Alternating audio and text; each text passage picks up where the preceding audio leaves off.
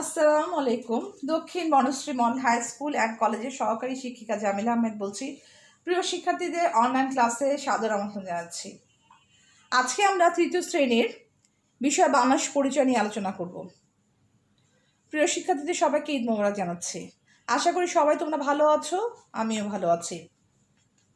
আজকে আমরা অধ্যায় 9 নিয়ে আলোচনা করব। অধ্যায় 9 আছে আমাদের বাংলাদেশ। আমাদের প্রিয় ভূমি কি? মাতৃভূমি হচ্ছে আমাদের বাংলাদেশ। আজকে আমরা সেই বাংলাদেশ নিয়ে আলোচনা করব। পার্ট 1-এ দেখব হচ্ছে আমরা কি বাংলাদেশের রাজনৈতিক মানচিত্র। প্রিয় শিক্ষার্থীরা, তোমরা তোমাদের বোর্ড কর্তৃক নির্ধারিত যে বইটি আছে বাংলাদেশ বিশ্ব পরিচয় তৃতীয় শ্রেণী, সেটি খুলে বসো। অধ্যায় 9 পৃষ্ঠা নং 50। সেই সাথে তোমাদের শিক্ষা উপকরণ, তোমাদের খাতা এবং কলম নিয়ে বসো। আশা করি সবাই তোমরা বসেছো। এখন আমার বোর্ডের দিকে সবাই তাকাও। বাংলাদেশের রাজনৈতিক মানচিত্র। আমাদের মাতৃভূমি কি? বাংলাদেশ। আমাদের মাতৃভূমি বাংলাদেশ। এটি এশিয়া মহাদেশে অবস্থিত। বাংলাদেশ কোন মহাদেশে অবস্থিত? এশিয়া মহাদেশে অবস্থিত। এশিয়া মহাদেশ কি পৃথিবীর বৃহত্তম মহাদেশ। মানচিত্রে দেখা যায় বাংলাদেশের সীমানা ও প্রতিবেশী দেশগুলো। একটা মানচিত্রে কি দেখা যায়? সীমানা দেখা যায় এবং প্রতিবেশী দেশগুলো দেখা যায়। এই ধরনের মানচিত্রকে রাজনৈতিক মানচিত্র বলে। আর যে মানচিত্রের মধ্যে সীমানা এবং প্রতিবেশী দেশগুলো দেখা যায়, এই ধরনের মানচিত্র কি বলা হচ্ছে? রাজনৈতিক মানচিত্র বলে। এখন দেখো, প্রশাসনিক কাজ পরিচালনার সুবিধার জন্য বাংলাদেশকে 8টি ভাগে ভাগ করা হয়েছে। অর্থাৎ প্রশাসনিক কাজ পরিচালনার সুবিধার জন্য বাংলাদেশটাকে কি করা হয়েছে? 8টি ভাগে ভাগ করা হয়েছে। এক একটি ভাগকে বিভাগ বলে। এক একটা ভাগকে কি বলা হচ্ছে? বিভাগ বলছে। বিভাগগুলো হলো কি? দেখো, বিভাগগুলো হচ্ছে কি 8টা বিভাগ আছে: ঢাকা, চট্টগ্রাম, রাজশাহী, খুলনা, সিলেট, রংপুর, বরিশাল, ময়মনসিংহ। অর্থাৎ যে 8টা বিভাগ আছে সেই বিভাগগুলো আমরা আজকে দেখলাম। এখন যে ঢাকা, চট্টগ্রাম, রাজশাহী, খুলনা, সিলেট, রংপুর, বরিশাল ও ময়মনসিংহ। আয়তনে সবচেয়ে বড় চট্টগ্রাম বিভাগ। আয়তনের দিক থেকে এই যে 8টা ভাগে ভাগ করা হয়েছে বিভাগগুলোকে, তার মধ্যে বিভাগের মধ্যে সবচেয়ে বড় বিভাগটা হচ্ছে কি চট্টগ্রাম বিভাগ। আয়তনের দিক থেকে সবচেয়ে বড় হচ্ছে কি চট্টগ্রাম বিভাগ। সবচেয়ে ছোট ময়মনসিংহ বিভাগ। সবচেয়ে ছোট কি ময়মনসিংহ বিভাগ।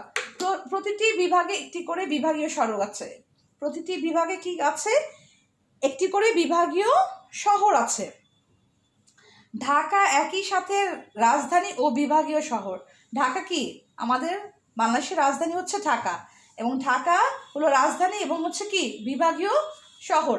এটি দেশের মাঝখানে অবস্থিত। মানচিত্র যদি আমরা খেয়াল করি তাহলে দেখবো হচ্ছে ঢাকা মানচিত্রের মাঝখানে অবস্থিত। এটি একটি পুরাতন শহর যা প্রায় 400 বছর পূর্বে গড়ে ওঠে। অর্থাৎ ঢাকা হচ্ছে একটা প্রাচীন শহর যা কিনা কত বছর পূর্বে? দেখো শিক্ষার্থীরা, 400 বছর পূর্বে গড়ে ওঠে। অর্থাৎ গড়ে উঠেছিল কত বছর পূর্বে? 400 বছর পূর্বে গড়ে উঠেছিল। এখন দেখো, আমরা মানচিত্রটা খেয়াল করব। আমি তোমাদের বইটা ধরছি, দেখো সবাই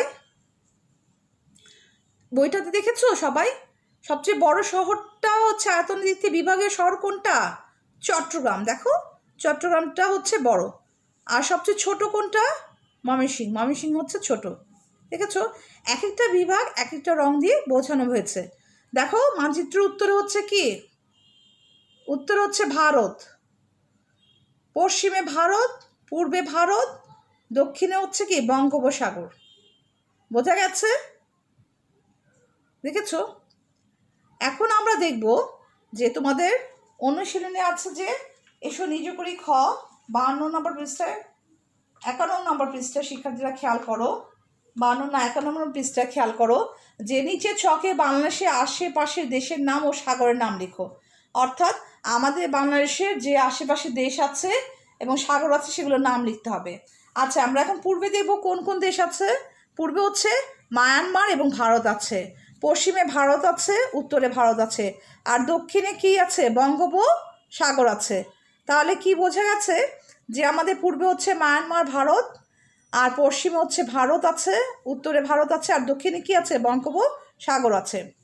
এখন দেখো অল্প কথায় উত্তর দাও। বাংলাদেশের বিভাগ ও শহরের সংখ্যা কয়টি ও কী কী?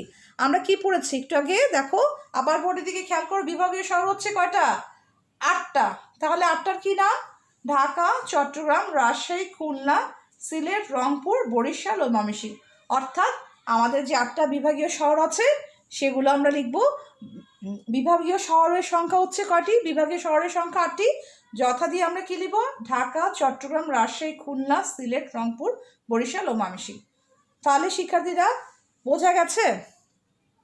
আশা করি তোমরা সবাই আমার পড়া বুঝতে পেরেছো এবং কোথাও বুঝতে কোনো অসুবিধা হয়নি। আর যদি অসুবিধা হয় বা কোনো প্রশ্ন থাকে অবশ্যই ইনবক্সের মধ্যে আমাকে জানাবে।